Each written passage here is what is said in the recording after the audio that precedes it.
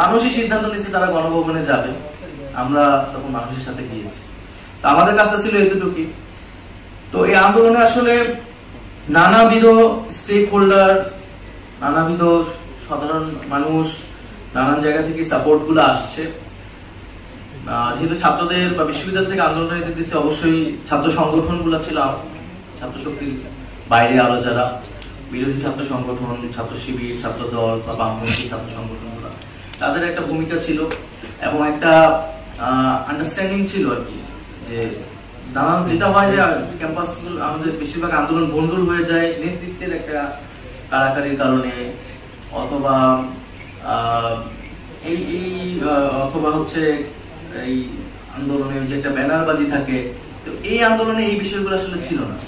এই বিষয়গুলো সব ছাত্র সংগঠনে একটা আন্ডারস্ট্যান্ডিং ছিল এবং শুরু থেকে, এবং তারা তাদের লোকবল পাঠাইছে এখানে তাদের মতো করে। এবং রাজনৈতিক দলগুলোর সাথে এক ধরনের সমঝোতা ছিল, অলিখিত সমঝোতা, আমরা কখনো বসি নাই, পরিকল্পনা করি নাই। যেমন বিএনপি তারা শুরু থেকেই এই আন্দোলনটাকে বলছে এটা সাধারণ শিক্ষার্থীদের আন্দোলন, আমাদের নৈতিক সমর্থন আছে।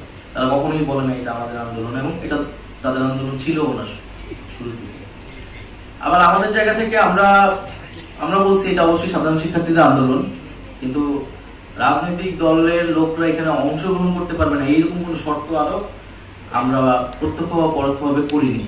বরং যখন সময় হয়েছে, 23 তারিখে প্রেস ব্রিফিং এ যেখানে আমাকে বলা হয়েছিল ডিজিএফআই থেকে যাতে আমরা বলি যে এটা বিএনপি জামাতের আন্দোলন এবং আমাদের এই সকল আগুন অগ্নি সন্ত্রাস তারা করতেছে। তো দুই প্রেস ব্রিফিং থেকে আমি আরো বলি যে রাজনৈতিক দলের, বিরোধী দলের নেতৃত্ব নেতাকর্মীদের নির্বিচারে গ্রেফতার করা হচ্ছে সাধারণ শিক্ষার্থীদের পাশাপাশি, আমরা এটা নিন্দা জানাচ্ছি। ফলে এখানে এক ধরনের মিথস্ক্রিয়া ঘটছে এবং এর ভিতর দিয়ে আন্দোলনটা আসলে একটা পরিণতির দিকে গেছে। তো 5 তারিখ পর্যন্ত আসলে আমরা অনেক ভুল করলেও সেটা আসলে সঠিক হয়েছে, এবং এটা অবশ্যই একটা মিরাকেল আমি মনে করি। উপরওয়ালার একটা অবশ্যই এখানে একটা তার বিষয় ছিল, এবং তিনি সহায়তা না করে আসলে এই আন্দোলন এইভাবে যাইতো না।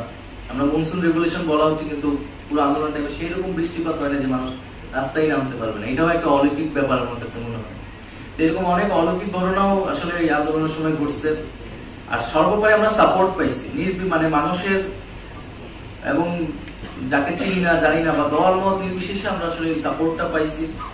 আরেকটা হচ্ছে আন্দোলনে ছাত্রলীগের একটা অংশেরও কিন্তু ভূমিকা আসলে অনেক বেশি ছিল, যা ছাত্রলীগ থেকে বের হয়ে গেছে, যাদেরকে এখন আমরা বিদ্রোহী বা বিপ্লবী ছাত্রলীগ বলি, ওই বিদ্রোহী অংশটা।